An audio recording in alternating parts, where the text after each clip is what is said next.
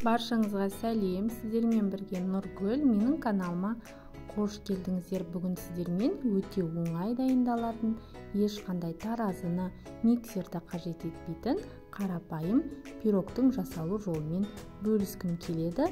Ол үшін видеоны соңына дейін қарап, бірге жасап көрсеңіздер болады. Құрамы қолжетімді, міндетті түрде жасап көріңіздер.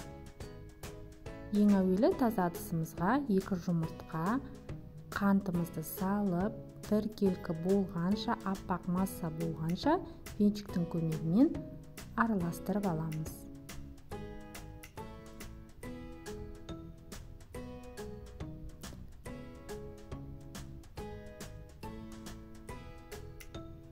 Міне бізде жұмыртқамыз аппақ болып көтерілді. Сонан соң үстіне сүт құямыз. Сүттің температурасы бөлме температурасында болуы маңызды. Сонан соң үстінен сұйық майымызды құйып, жақсылап біркелкі болғанша араластырып аламыз. Алдын ала електен өткізіп дайындап қойған ұнымыздың үстіне қопсытқышты қосып, араластырып, ұнды бірте-бірте қосатын боламыз. Барлығын бірден қосып жібермеңіздер. Ұнды 2 немесе 3-ке бөліп қоссаңыздар болады.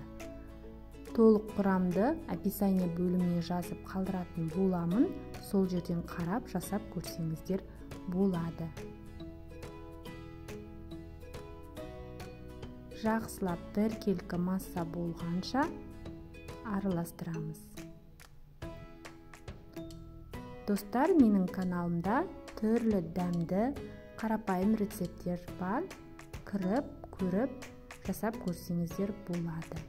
Менің каналыма тіркелмеген болсаңыздар, тіркеліп, қоңырауша белгісін басып қоюды да ұмытпаңыздар. Міне бізде осындай масса дайын болды.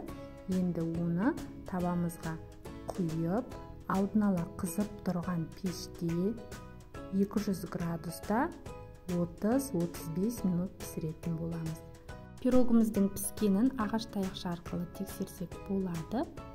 Міне біздің пирогымыз дайын болды. Енді оның бетіне қойылтылған сүтті барлық жеріне тегістеп жағып, үстінен қалауларыңыз бойынша грек жаңғағымен безендірсеңіздер болады.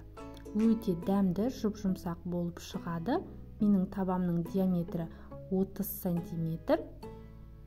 Дайын болған пирогты кесіп, дастарханға ұсынсаңыздар болады.